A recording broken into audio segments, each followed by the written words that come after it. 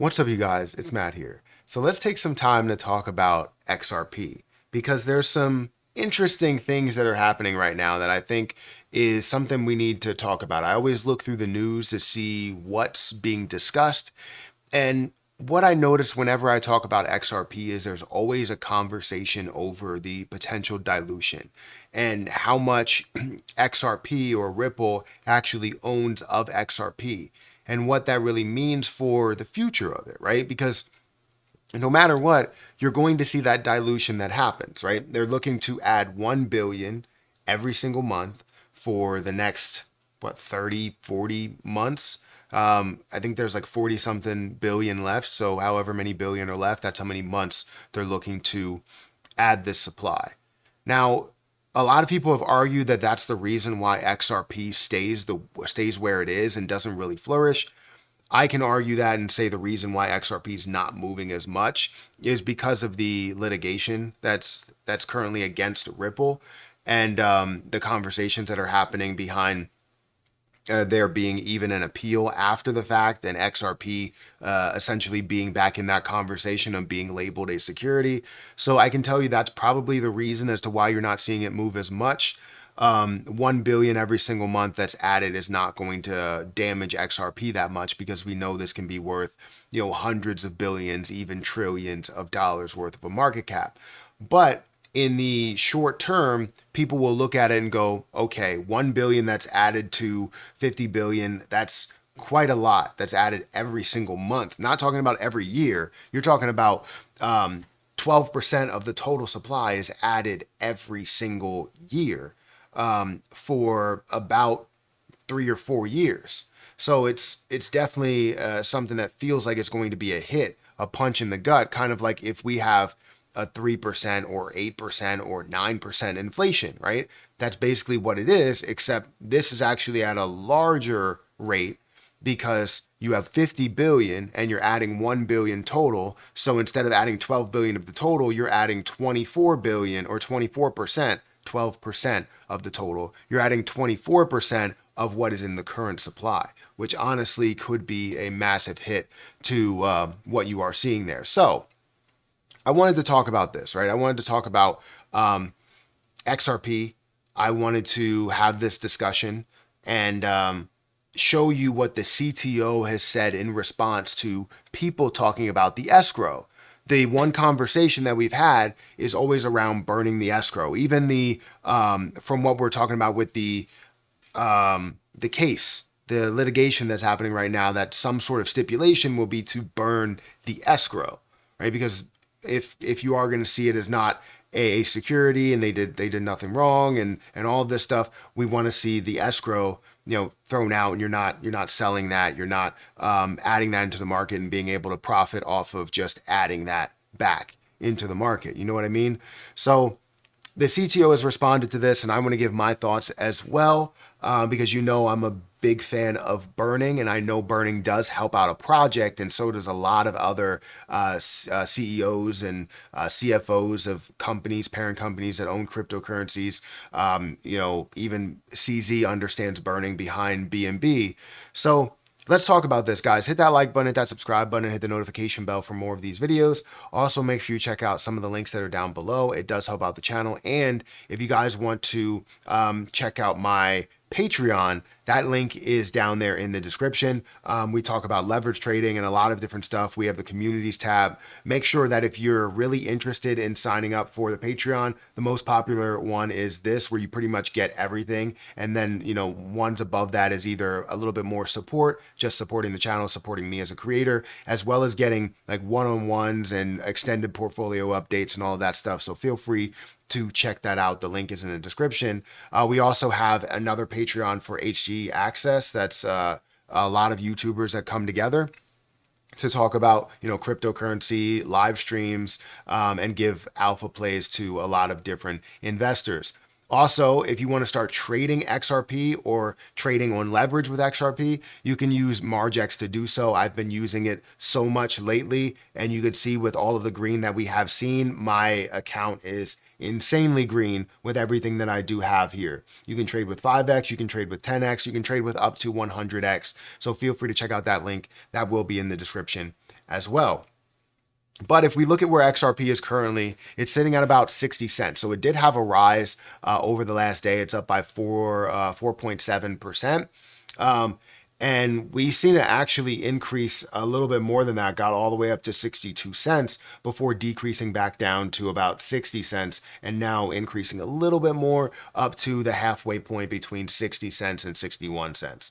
Now, if we look at the last 7 days, it is up 2 or 3%, but it even hit a low point here of about 56 or actually 55 before increasing to that 62 mark. So that's good to see the growth, especially after, the Bitcoin spot ETF, launching, or all Bitcoin spot ETFs launching. So it's good to see that movement.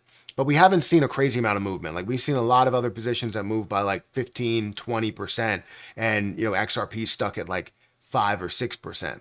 It's still positive nonetheless, but it's not as positive as we thought it was going to be.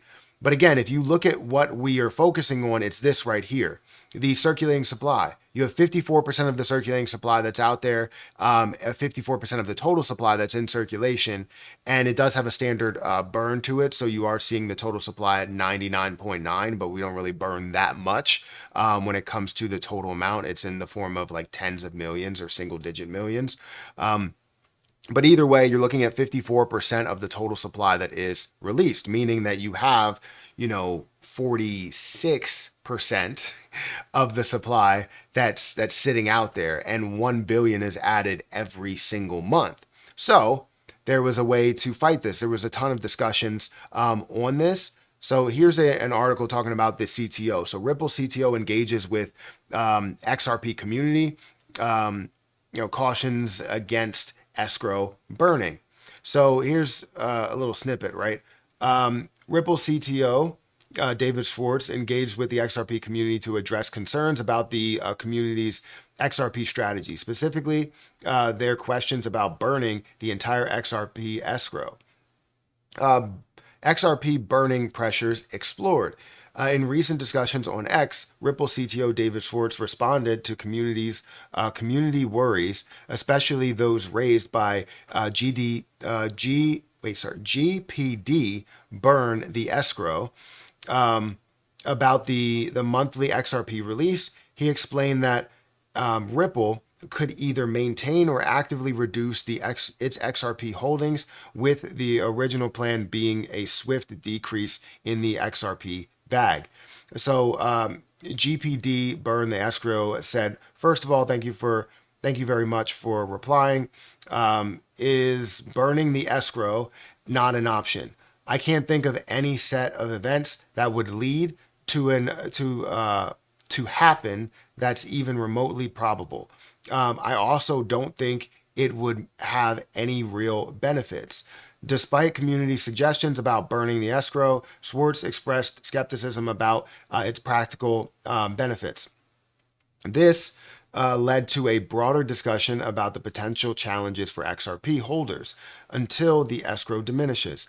Earlier, legal expert pro XRP enthusiast Bill Morgan stepped in to address concerns surrounding Ripple's $238 million XRP sales in December 2023.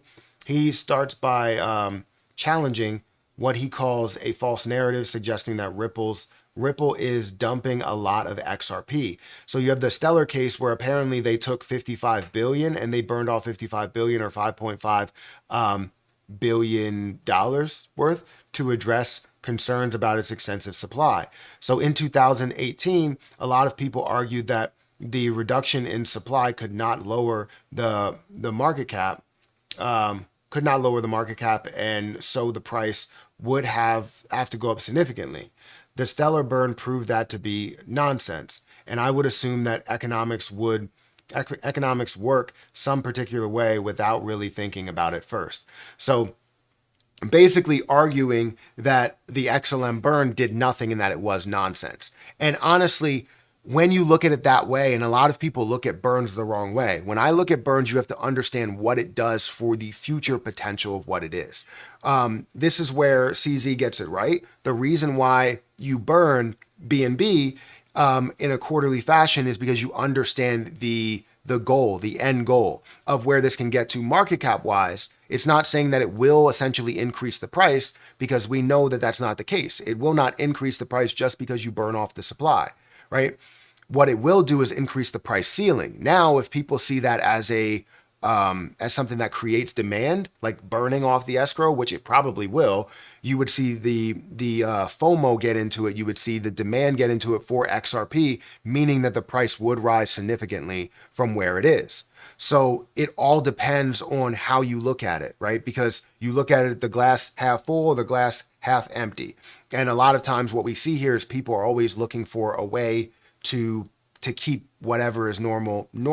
And I'm not saying that you physically need to burn off the entire escrow. Honestly, I think having everything there, 100 billion is not the end game. It's not something where it's like going to really be detrimental to the overall price of XRP, because I believe it can easily get to some of these levels. I factored all that in with everything being released. However, when it comes to understanding, I guess, what this peak point price is when you're comparing it to a certain market cap, you start to look at it and you go, well, 50 billion would look a lot better than 100 billion, because the market cap would not look ridiculous at that time. A $10 price with 100 billion supply is $1 trillion. A $10 price with 54 billion supply is $540 billion. It's a difference of about $500 billion, and the price stays around the same for a typical investor, right? So it looks great for the investor side of it, but what does that look like for the business side of it, the parent side of it? So he responds talking about this. I honestly see both sides. I understand that burning does create a long-term impact, not a short-term impact. And most people want to see that what has it done for me lately type of scenario, right? That's what they look for. But anyways, let me know what you think about this. Do you think burning the escrow actually makes a difference in the end, or does it make a difference now? Do you think it'll make a difference with the market cap right now or the price right now? Let me know your opinion down below. Guys, hit that like button, hit that subscribe button, hit the notification bell for more of these videos. Also, make sure you check out the links that are in the description for my personal Patreon, HG Access if you want to explore that, as well as Margex if you want to start trading on that platform. But guys, I'm going to get out of here. Thank you so much for watching, and I'll catch you in the next one. See ya.